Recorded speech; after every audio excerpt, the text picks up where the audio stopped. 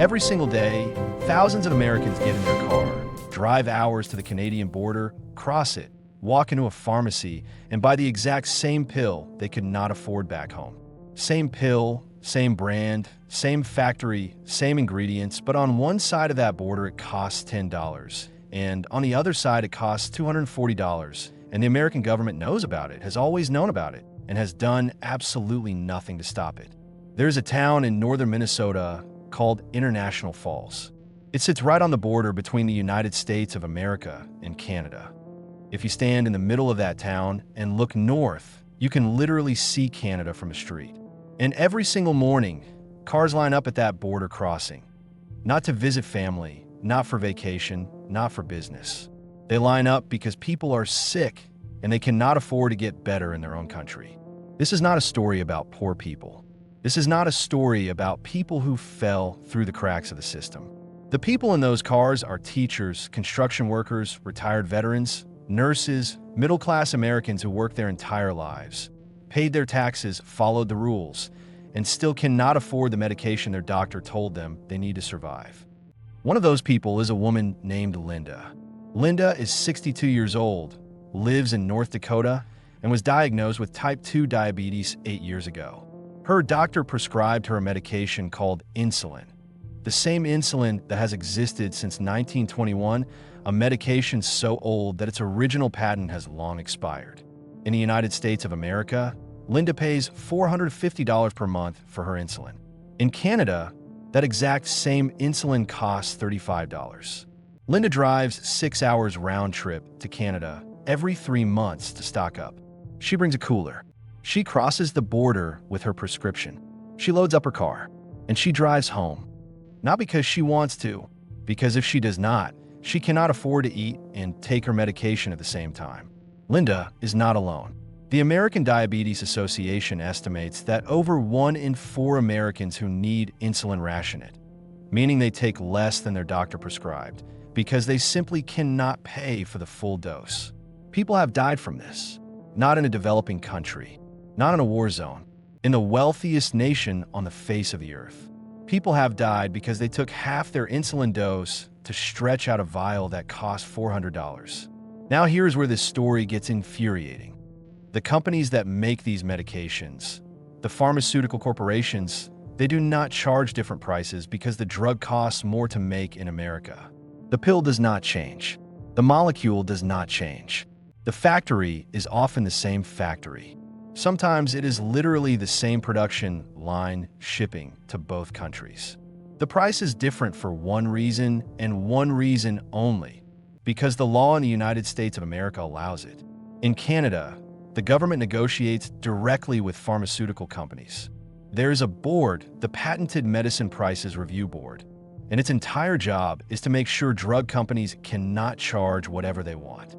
They look at the price of the same drug in other countries. They look at the clinical value of the medication, and they set a price that is reasonable. The drug company can take it or leave it, and almost always they take it, because Canada is still a massive market. Billions of dollars in sales every year. The drug companies still make enormous profits. They just make slightly less enormous profits than they would like. In the United States of America, that negotiation does not happen. For decades, it was literally illegal for the federal government to negotiate drug prices for Medicare, the government health program that covers Americans over 65 years old. Read that again. It was against the law for the government to negotiate. The pharmaceutical industry spent hundreds of millions of dollars lobbying Congress to keep that law in place. And it worked. For over 20 years, the government was legally prohibited from doing what every other wealthy nation on earth does as a matter of basic common sense. The result is a system where a drug called Humira, used to treat rheumatoid arthritis and other autoimmune conditions, costs around $5,800 per month in the United States of America and around $1,300 in Canada. A drug called Xarelto, used to prevent blood clots, costs around $448 in the United States of America and around $53 in Canada. A drug called Tecfidera, used for multiple sclerosis, costs around $6,000 per month in the United States of America and around $1,000 in Canada. These are not rare edge cases. This is the normal, everyday reality of the American pharmaceutical market. And the argument the industry gives, the argument their lobbyists have repeated for decades in front of Congress, is that high prices in America fund the research and development that creates new drugs for the entire world. That American patients are essentially subsidizing medical innovation for everyone else.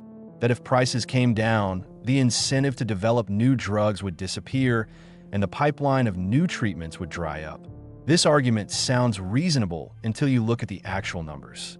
The largest pharmaceutical companies in the world spend more money on marketing and stock buybacks than they do on research and development. In a single recent year, the 10 largest drug companies in the United States of America spent $250 billion buying back their own stock, a financial maneuver that benefits shareholders, while spending $79 billion on research. The companies most vocal about protecting high drug prices to fund innovation are the same companies paying their chief executive officers tens of millions of dollars per year while patients ration insulin. There is another layer to this that almost nobody talks about. A significant portion of the basic research that leads to new drugs is funded not by pharmaceutical companies, but by the federal government, meaning American taxpayers. The National Institutes of Health spends nearly $50 billion per year on biomedical research. Studies have shown that every single one of the 210 drugs approved by the Food and Drug Administration between 2010 and 2016 received funding from the National Institutes of Health at some point in their development. Americans pay for the research with their taxes. Then they pay again at prices many times higher than anywhere else in the world when the drug reaches the pharmacy. Canada looked at this same pharmaceutical industry and made a different decision.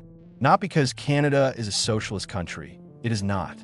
Canada has a robust private sector, private companies, private hospitals.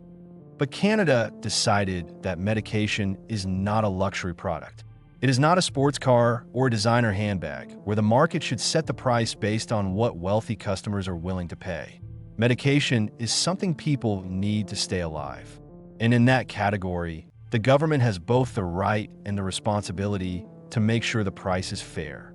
The consequences of that decision show up in the data in ways that are hard to argue with. Canadians are more likely to fill their prescriptions because they can afford them. They are less likely to be hospitalized for conditions that could have been managed with medication. They are less likely to go bankrupt from medical costs. And medical bankruptcy, a phenomenon where a person loses their home and their savings because of healthcare bills, is essentially unheard of in Canada. In the United States of America, medical debt is the leading cause of personal bankruptcy. Hundreds of thousands of families every single year. The people driving across the border to International Falls, to Niagara Falls, to the dozens of border towns where this has become a routine, they are not criminals. They are not doing anything wrong. They are doing what any rational human being would do when faced with the choice between financial ruin and a 6-hour drive. They're voting with their car keys.